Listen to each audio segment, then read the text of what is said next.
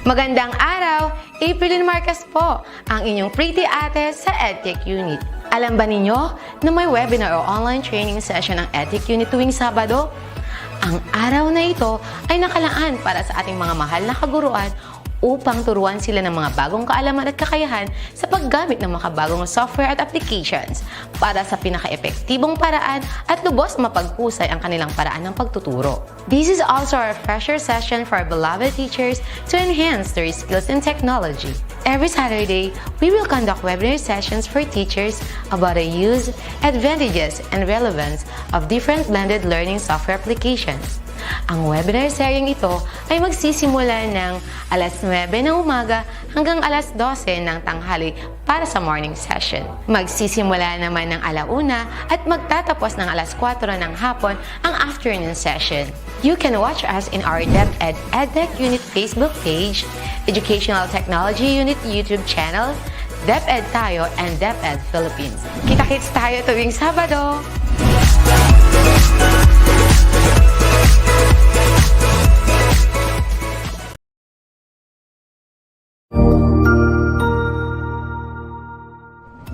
Magandang araw! Sir Wilbur po, at your service.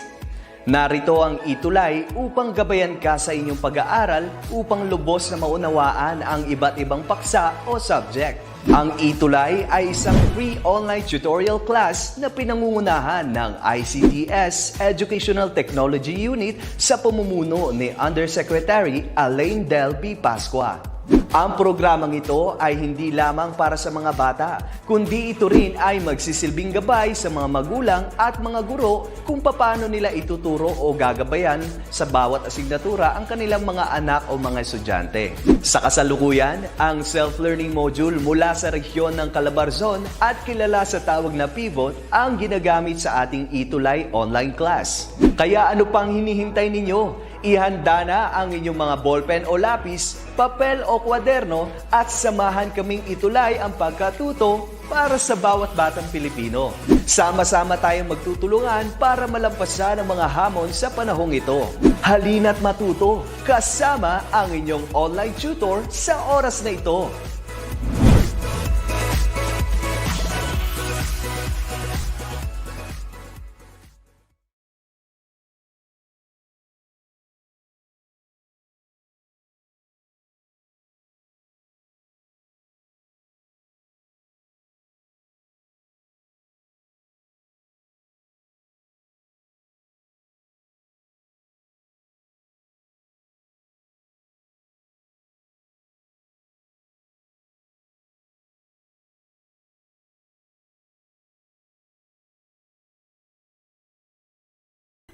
Hello po, nakamute po kayo, tutor ay, nakamute po kayo.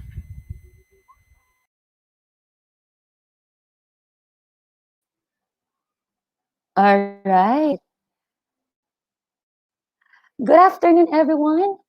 Welcome to Personal Development course, and this afternoon, I will be your tutor, Tutor A, for our ETUlay online tutorial, Quarter 3, Week 5. How are you doing? Kamusta po kayong lahat? I am hoping that you are all safe and sound sa kung saan man kayo naroroon. And if you are outside your home, do not forget to wear your mask properly.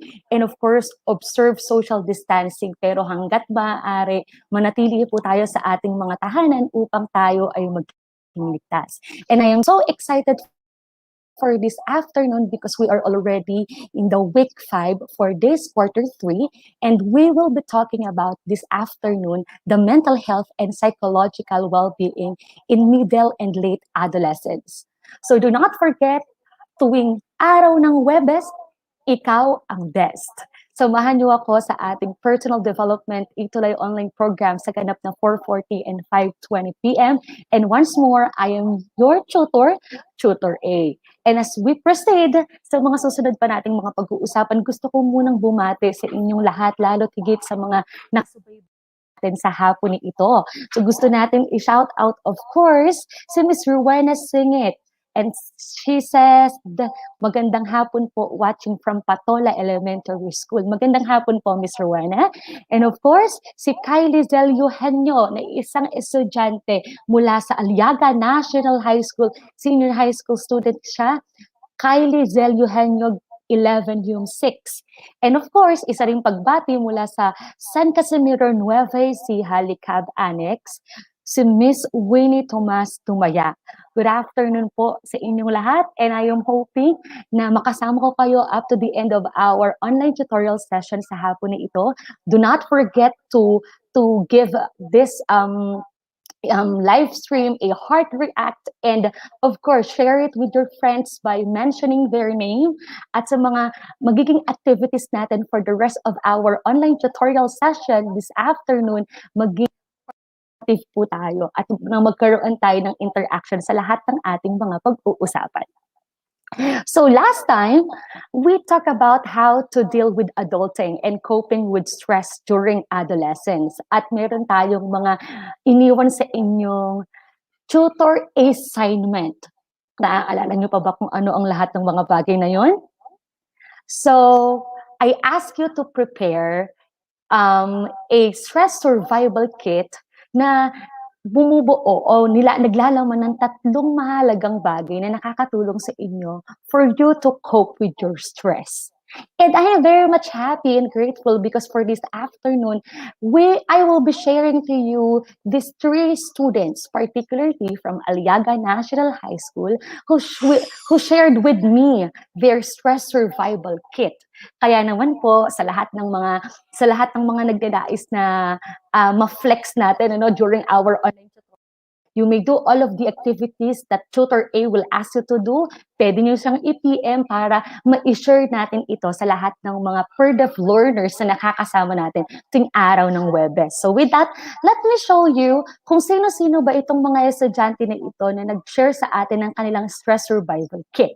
So the first one is si Levi P. Nuda ng 11th TVLHA. So if you can see, one of the stress relievers sa kanya ay ang kanyang very, very cute na pet, no? And I'm pretty sure that most of us, no, isa ang ating mga alagang hayop sa siyang nakakapagtanggal ng ating stress. Kaya naman para kay Levi P. Nuda, amazing for that. And another one is, we also have lovely Mayvi Reyes. So, mag-classmate sila. At sabi ng ganun, isa daw sa kanyang mga stress relievers ay itong kanyang mga gadgets. Nowadays, natin lalo na sa inyo na mga kabataan, PERDEF learners, na may mga negative influences sa inyo ang gadgets. Tama ba ako? Lalo na kapag halimbawa ito'y nagiging cause para kayo ay magpuyat, para kayo ay hindi mag-focus sa inyong studies. But for lovely May, her gadgets, nakikita natin sa picture, ay nakakatulong para ma-relieve yung kanyang stress. So, amazing ka, lovely May.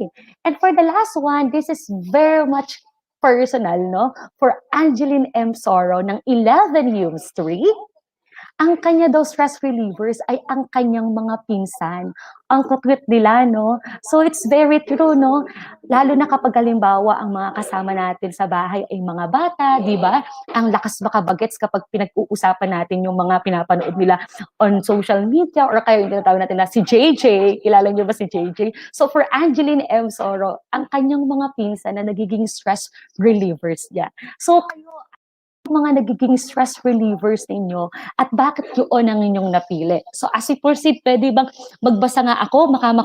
Ilan sa inyo ay mayroong mga sagot sa ating katanungan before we proceed? Ayan. So isa ring pagbati, no, mula kay Ryan De La Corta. Hi po from 11 Humes, okay, from Galvan High School, Gimba, Nueva Ecija. Isa rin namang pagbati mula kay Charis Dasig ng 11 Humes 3 from Aliaga National High School. Ako, very good ata ang mga taga-Aliaga National High School. Isa ring pagbati mula kay Jonah Vasallo, watching from Salupungan National High School, SDO Bulacan. And of course, these students who have just shared with us their answers or their stress survival kit, no, ay ginabayan at pinangunahan ng kanilang teacher, walang iba kundi si Ma'am Marie Chris Ora de la Cruz from Aliaga National High School, Cabanatuan. At isang mensahe ang nais niyang ipatid sa atin at sabi niya, sa kabila ng nararanasang pandemya, mananatili ang kauuhawan sa kaalaman at bilang guro, kaisa ako sa pagpapayabong nito para sa isang dekalidad na edukasyon. I would like to thank Ma'am Marie Chris Ora de la Cruz for guiding and supporting her students kahit na nakakaranas tayo ng ganitong pandemya, that there are so many challenges in the new normal education, pero dahil sa kanya, bilang isang guro, nagkakaroon ng pag-asa ang pagbibigay natin ng dekalidad na edukasyon. Once again, thank you so much, Ma'am Marie Chris Ora de la Cruz, and to all of your students who have shared with us this afternoon their stress survival kit. So now let's proceed to the review of the previous session. There are 4 questions that will be flashed on screen, and you will just simply select your answer by identifying if what kind of stress does each item refer to. If you know the answer, you may type it on the comment box. The question is, handa ka na ba? So let's do this. For the first item, all together, virtually, let's read it. An individual experiences this kind of stress when overworking or is pushed beyond his or her capabilities. So, is it eustress, distress, hyperstress, or hypostress? If you know the answer, I'll give you 3 seconds to type it on the comment box. Go. All right. So if your answer is C, you are correct. Hyperstress is a kind of stress that an individual encounters or experiences when she is so burned out with the work she or he has on plate. And basically, ito yung mga masyado nang nag-overwork kung saan man sila punta or kung saan man sila nag-work. So, very good, Rose Depeño. Very good, Josephine Marin Landayan. And of course, very good, Carmelo Ramos, the second. Thank you so much.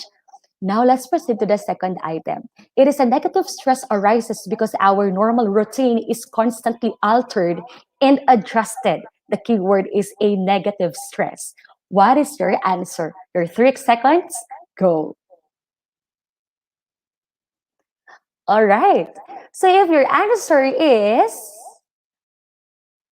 B, distress, you are correct. So distress is a kind of negative stress that we encounter when there are certain changes or adjustments in our lives. So ito ay negative stress na nag-a-arise sa ating mga buhay if those changes come along our lives, no? So, good. Rose Deteño, for your answer, thank you po. So let's proceed with the next item. It is a kind of stress that positively affects our activities. Yes, there is this what we call a positive stress. Kung kanina, negative stress, so ibig sabihin, hindi pala lahat ng stress ay negative, meron din palang positive stress. So what do you call that kind of stress? All right. So if your answer is letter A, you are correct. We call that as eustress. And for the last item, it is developed in situations when individual is bored, doesn't face a challenge, and lacks enthusiasm. Dahil yun na lang ang option na hindi pa natin napipili. Therefore, the correct answer is letter D, hypostress. So I am hoping that you are able to recall our past or previous session last week talking about how to deal with adulting and coping stress as an adolescent. And for this afternoon, I'm so excited to share with you our topic. But then, let me give you first the objective for this session. So the first one is, at the end of this session, you should be able to understand the concept of mental health. Determine some steps to improving mental health and well-being. And the last one is appreciate the mental health and well-being. That is very important to an adolescent. So the question is, are you ready? If you are ready, make it sure that you have with you your PERDEV Starter Pack Kit. And your PERDEV Starter Pack Kit consists of your pen and paper. Check. your module. And of course, for this session, we will use the module from SDO Bataan. Marami pong salamat sa lahat po ng mga bumubuo ng ating SDO Bataan sa inyong pahintulot sa amin. Gamitin natin itong inyong module for this afternoon session. And of course, to all of our PERDEV learners, do not forget to flex your favorite tint. And to all the boys, do not forget to flex your nice hair wax. And of course, at the end of the day, you should have with you your heart. Because, sabi ni Aristotle, educating the mind without educating the heart is no education at all. So this time, may PERDEV learners, let's talk about the mental health and psychological well-being in middle and late adolescence. So, before tayo magpatuloy, isang munang pagbate mula kay Henry Gavino. Good afternoon po, watching from Lambaki National High School. From Alfonso Macapagal ng 11 Yung 6. Hello, anak! And of course, isa ring pagbate mula naman kay Mary Jane Simbrana ng 11 Yung 6. And dyan, A. Nasino ng 11 Yung 6. Nako, very good yata ang mga 11 Yung 6, no? So as we continue, have you ever heard the words, the power of mindset? No? Ano nga ba ang kapangyarihan ng mindset? Well, we have this example na kung anong nasa isip mo, yun ang gagawin mo. Tama ba ako? At kung ano man ang laman ng isip mo, yun ang magre-reflect sa iyong behavior. Because the right perspectives give us the right choices.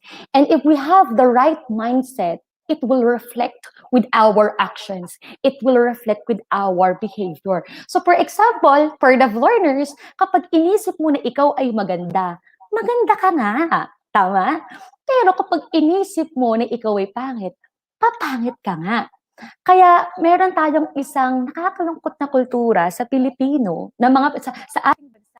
Narinig niyo na ba yung halimbawa na sinasabi nila na, nako, maaga din yung mag-aasawa, parang nanay nila.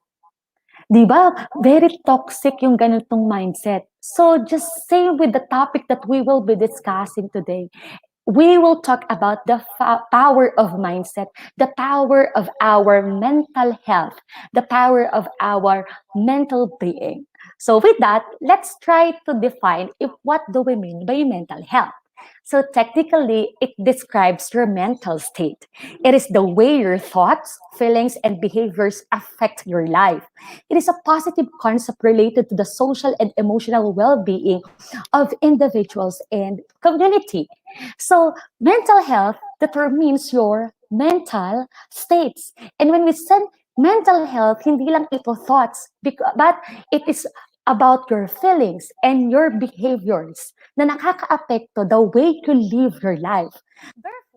If you have a positive or healthy mental health, you will have therefore a healthy thought. No, you will have therefore a beautiful feelings, and of course, your behavior will become positive as well. But then here it is, good mental health leads to positive self-image and in turn, satisfying relationships with friends and others. How you are feeling and how well you can cope with day-to-day life is about your health. So if you have good mental health, therefore you will have a positive self-image. You will have a positive self-concept. And in that way, you could establish relationship with other people. So what is the connection between having a mental health and having a good connection or good relationship with others? Kung anong nasa isip mo, and if you believe that you have that kind of self-esteem and self-confidence, therefore you will be able to open up yourself to others. And you will let others to enter into your life or into your world. And therefore, dyan magsisimula yung matututo ka makipag-connect sa ibang tao. But then, sa panahon ngayon, let us admit that there are so many young people just like you who are struggling, no? Who are struggling with their mental health. And sadly, the stigma remains around mental illness and seeking help. So, ano ba yung tinatawag natin na mental health or mental stigma? So let us define it. Mental health stigma refers to societal disapproval or when society places shame on people who live with mental illness or seek help for emotional distress such as anxiety, depression, bipolar disorder, o PTSD. So ito yung stigma na nananatili hanggang ngayon that whenever someone is experiencing a struggle or experiencing a problem about his or her mental health, na baka nasisiraan na ito ng ulo, tama? Na baka itong tao na ito ay meron ng problema sa kanyang kaisipan. And for instance, people living with depression. Naka-encounter na ba kayo ng tao na nakakaranas ng depression, no? Those people who are living with depression are often stereotyped as lazy, tamad. While some people, those with anxiety, they label them as a coward or mga takot, no, o mga duwag rather. So many people are very much afraid to be labeled as crazy for simply seeking support from a therapist. But then, per the learners, none of these characterizations are valid. All of them are misinformed. They even cause pain and prevent people from getting the help they need. That is why I encourage you, my productive learners, to stop this stigma. No? Let's embrace people and let's always be kind to all of the people that we know or we encounter every day dahil hindi natin alam kung sila ba ay okay. Maaaring ang ilan sa kanila, they are struggling to live because they are experiencing such condition or such problem about their mental health. But then here it is. It is such a reminder to all of us that having a good mental health or being mentally healthy is more than just the absence of illness. Ang pagkakaroon ng mental pagiging mentally healthy ay hindi lang sa pamamagitan ng kawalan ng anumang illness about your mental health. Rather, it's a state of overall well-being. Hello. So it tells us that if you have a healthy mental health, therefore, it determines that you have this healthy overall well-being. Kaya palagahan ang ating mental health that as much as how we give importance sa ating physical health, ganun din tayo nagbibigay ng importansya sa ating mental health. For us to be able to what? Enjoy life. Right? Have the ability to cope with and bounce back from the stress and sadness. And of course, being able to set and fulfill goals and have the capability to build and maintain relationship with others. So these are just some of the things that we could enjoy if we took care or if we take care of our mental health and we keep it healthy at all times. But then this afternoon, let me help you to determine if how we could have a healthy mental health. But then, what causes you to lose your cool?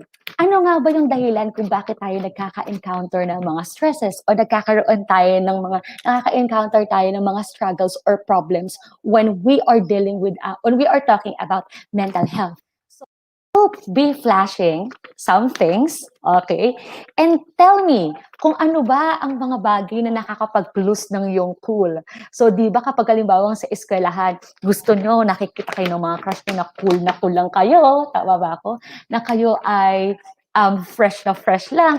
But then, hindi natin maiwasan that we are encountering such things that will cause us to lose our cool. So the question is, ito ba yung math class? Kung ano man sa mga ito ang inyong nakakapag-lose sa inyo ng cool, pwede bang i-type nyo ito sa comment box and let me read your answers. Okay, let's do this. So again, what are the things or what causes you to lose your cool? Is it your math class? Nako, matalaga, no? Or your English class?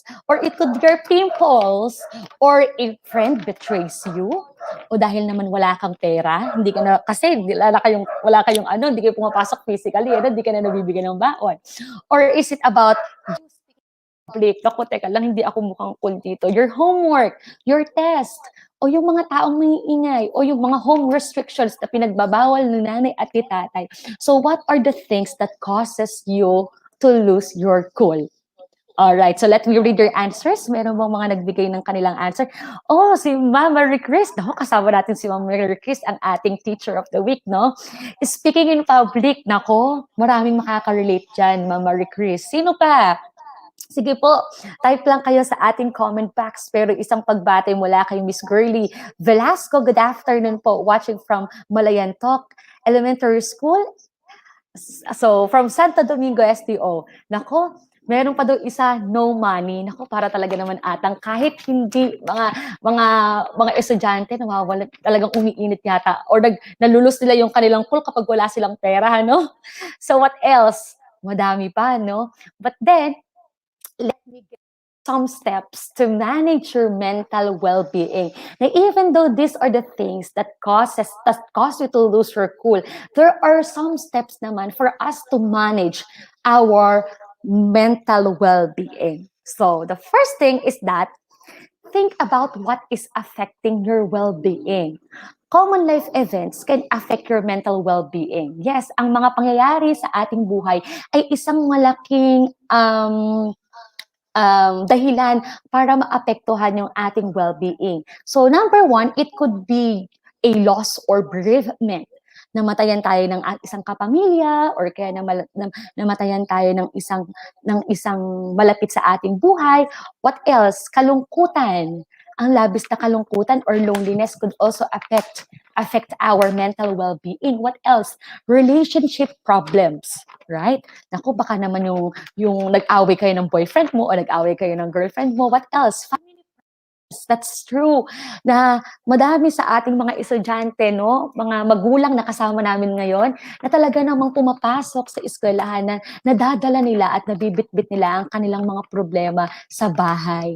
And of course, letter E, it will also cause you or would also affect your mental well-being, yung inyong academic load. Tama ba ako? Naku, baka yung ilan sa inyo nagrereklamo, ang daming module na sasagutan, ang daming mga pinagagawa ni teacher, hindi ko na alam kung ano yung aking uunahin. Pangalawa, build positive relationships. So connecting with others can help us to feel a greater sense of belonging and can help to challenge feelings of loneliness. So how are we going to do this? Make time for the people you love.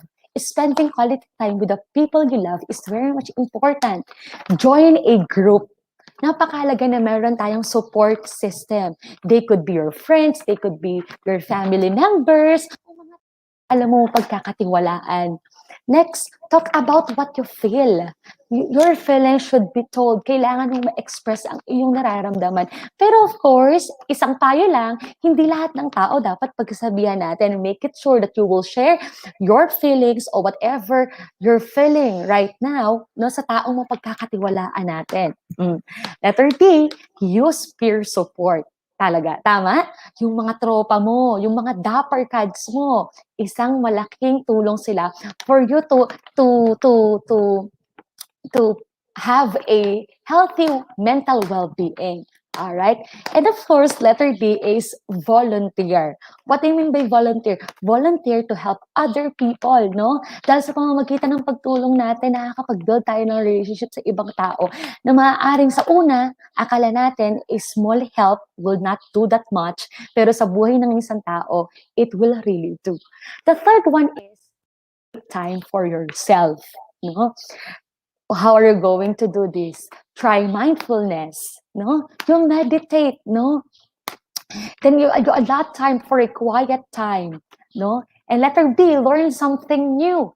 Nitong nitong pandemic, I'm pretty sure and I am hoping that you used the time, no, for you to discover your skills, for you to improve your talents, and for you to learn new things. Letter C, do something you enjoy. Do not deprive yourselves. Lalo na doon sa mga estudyante na talagang very pressured sa studies nila. Tama ba ako?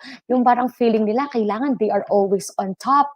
Do not deprive yourselves. Yes, that's good. That's good. But then, of course, you have to balance your life as well.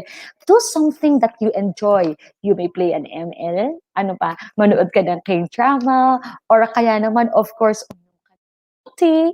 And lastly, try relaxation techniques. How do you relax? Baka naman mamaya nasobrahan ka na sa relax. Buong maghapon ka nang nakahilata, no? Kailangan meron tayong techniques sa pag-relax natin. The fourth one is that look after your mental health. Always assess your mental health. Always process everything that happens to you sa buong maghapon. And in that way, you could assess kung ano ba ang mga naging pamamaraan ng pag-respond mo sa mga situations na nakaharap mo. So how are you going to do that? Tell people what helps. If you have something na nararanasan o nag-struggle ka sa isang bagay, you can open up yourself with other people para malaman nila kung paano kanila matutulungan. Spot your early warning signs. Ano ba yon? Ano ba yung mga signs na we are actually struggling with we are actually struggling with our mental health?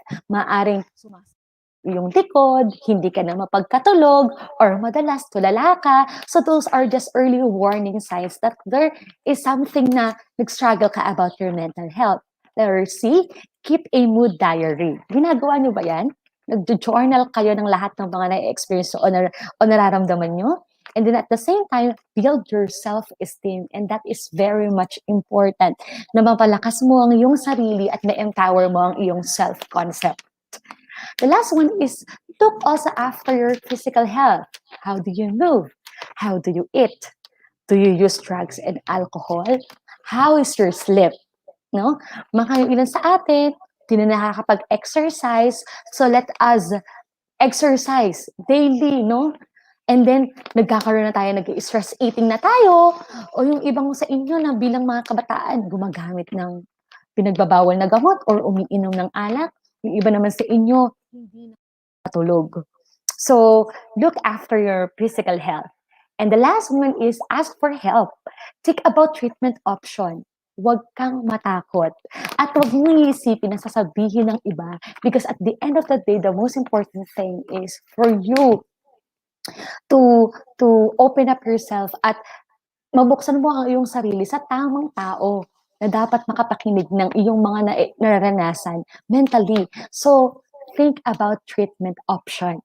B, don't pressure yourself to carry on as normal. Wag mong pilitin kung hindi mo kaya. You know what, Word of Learners, meron akong mga kakilala na nakakaranas sila ng mga mental health illness, no? Na they cannot normally move.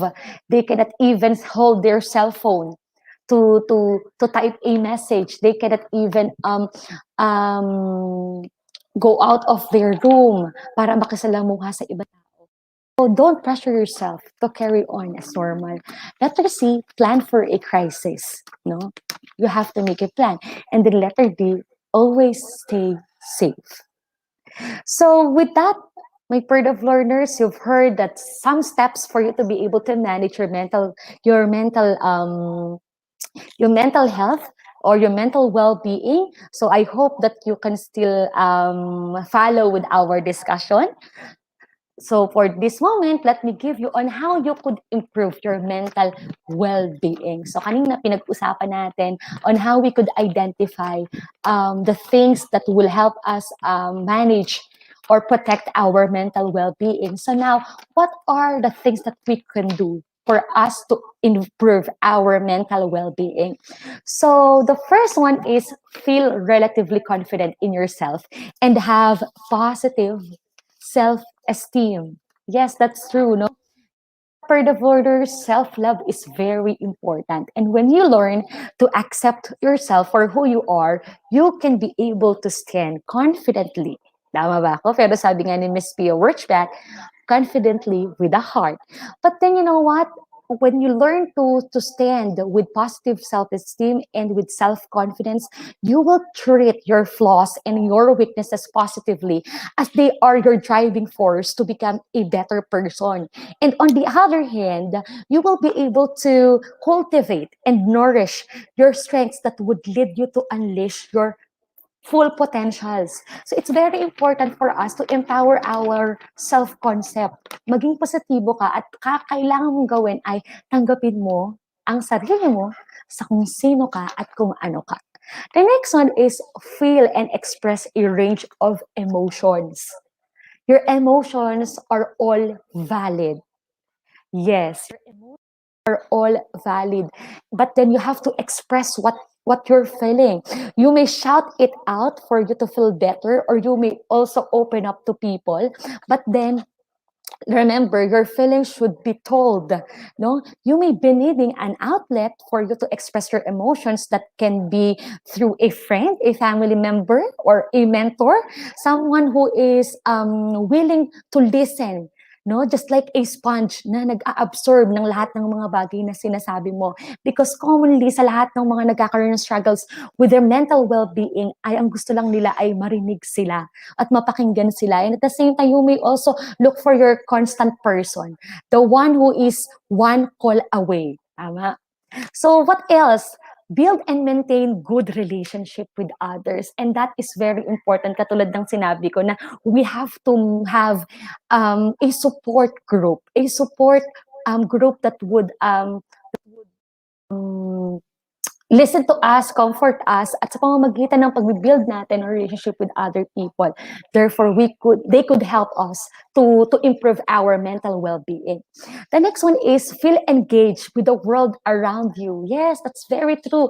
So how can you engage with the world you belong with? No, be alive, feel alive, and engage in the world by means of planting trees. Tama ba ako? Mag-alaga ka ng iyong pet. No? What else?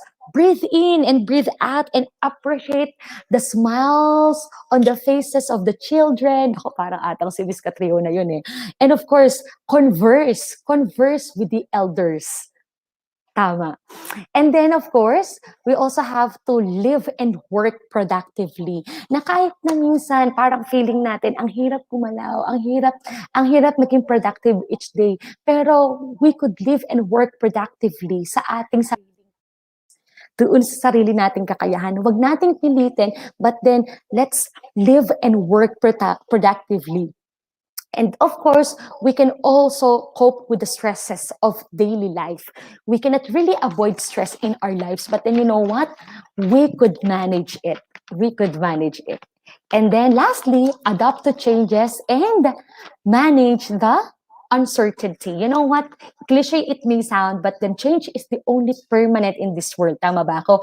And on the other hand, no one knows what will happen tomorrow as it is full of certainties. But anong kailangan natin gawin? We have to become flexible and we have to accept the reality na may mga bagay talaga tayong hindi tiyak, no? But then, it's a reality that the only thing that is certain in this world is death. Kamatayan. But then, aside from that, marami pang mga bagay hindi tayo sigurado na mangyayari. But then, we have to prepare ourselves for us to be able to changes and manage those uncertainties. So with that, let me give you a simple assessment for this afternoon. But then, gusto ko munang batiin si Cheska Nool ng 11 Pearl, watching from San Ricardo National High School. Ganun din naman si Venjo Armecha. Hello sa lahat ng mga taga San Ricardo National High School. And of course, isa rin pagbate kay Sir Michael Tadike. Good afternoon po, Ma'am Aileen, watching from San Carlos Elementary School, Aliaga Annex, SD Nueva Ecija. Hello po, sir. So this time, I have here some questions and you will just simply answer each question. So let's begin with the first item. So which of the following statements is true? So the first one is, in small quantities, stress is good. Letter B, too much stress is harmful. Letter C, is bad, and letter D, only 1 and 2 are right. So what do you think is the answer for item number 1? So if you know the answer, you may type it on our comment box. All right, so if your answer is what? Letter D, only 1 and 2 are right. So yes, so in small quantities, stress is good dahil meron tayong tinatawag na eustress, which is a positive stress. But then too much stress is actually harmful. So for the second item, stress management is about learning on. So what do you think is the answer?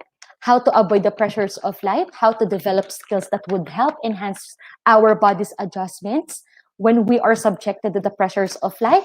Both A and B are true or none of the above. What do you think is the answer? So sabi ni Lovely May Reyes, letter D. Sabi naman ni Glidel Alcantara, letter C.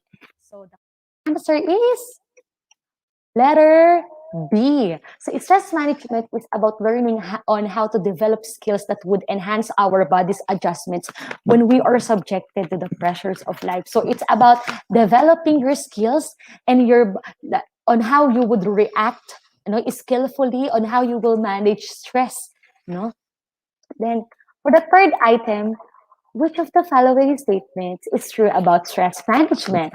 Letter A, stress management is learning about the connection between mind and body. Letter B, stress management helps us control our mental health in a positive sense. Letter C, stress management teaches us to avoid all kinds of stress. And letter D, only 1 and 2 are right. So what do you think is the answer? All right. So sabi ni Sir Raymond, letter B daw. Let's see if tama si Sir Raymond. So the answer is letter D. Ayan. So letter D is the answer. So both A and B are true about stress management. So next, number 4, which of the following are the basic sources of stress? So is it the environment, social stressors, physiological, thoughts, or letter E, all of the above? What do you think is the answer? If your answer is letter E, then you are correct. So thank you so much, Jamaica. You are correct. Miss Mary Chris, you are correct. All right, very good. So lahat ito ay nagiging sources ng ating stress. The environment, of course, the kind of environment we belong to, the social stressors, it could be the people around you, and of course, the physiological, your physical health could also be a kind of a stressor, and of course, the thoughts that you have in your mind. So all of these could be some of the basic sources of stress. And for the last item, last na ito for the learners, what are the behavioral reactions to anxiety? So paano ba nagre-reflect o ano nagiging reaction natin sa anxiety when we are talking about behavioral reactions? Is it letter A, letter B, letter C, or letter D? Avoiding situation where there are chances of experiencing anxiety, escaping situations when feelings of anxiety begin. Both 1 and 2 are true, or none of the above. So let's read some answers. Sabi ni Anika Joy Soro, it's C. Sabi ni Jamaica Bautista, it's C. Sabi ni Levin Yuda, it's C. And Lovely May Reyes, C. So the answer is, that's correct. Very good for the learners. Both 1 and 2 are true. So I am hoping that you answered all the questions correctly. Kung hindi man, bawi tayo sa sunod pang mga session dito lang sa ating personal development. And as we end our online tutorial session this afternoon, let me give you this hashtag, a shout out for today. Sabi ni Miss Delmy Lovato, kilala niyo ba siya? You don't have to struggle in silence. To all of the young people who are struggling with their mental health and you are encountering different mental issues or mental illnesses, you don't have to bear it all alone. May mga tao na pwede kang magsabihan at may mga tao na pwede kang malapitan upang matulungan ka for you to be able to face these mental issues that you are encountering or you are experiencing. You don't have to bear it all alone. But then of course, for the learners, above all, meron tayong isang matatakbuhan at malalapitan. Kilala niyo siya kung sino? Siya ay si Lord. Tama ba ako?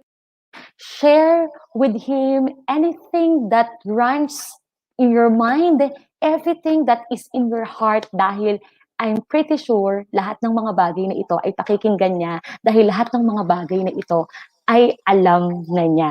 So with that, maraming salamat for joining me this afternoon for our online tutorial. Do not forget to share with me your comments or suggestions, and you may contact Tutor A via Instagram, Facebook, and of course, Gmail. And by that, marami pong salamat. And for your comments, suggestions, you may email us at edtech@deped.gov.ph. And up next is Tutor Anna for Introduction to World Religions and Belief System. Once again, maraming salamat for the learners, and see you next week. Ikaw ang best tuwing Huwebes.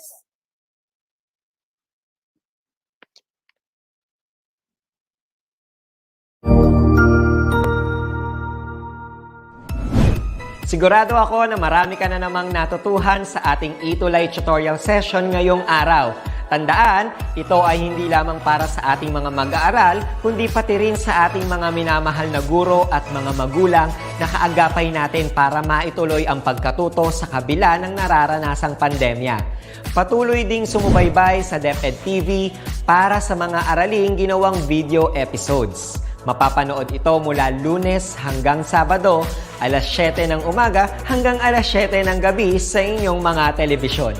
Abangan bukas mula 1:00 ng tanghali ang iba pang aralin sa ating ETUlay free online tutorial session sa mathematics. I-like and subscribe at manatiling nakasubaybay sa ating ETUlay tutorial session sa DepEd Edtech Unit FB page at Educational Technology Unit channel sa YouTube at sa DepEd Tayo at DepEd Philippines social media accounts. Paalam!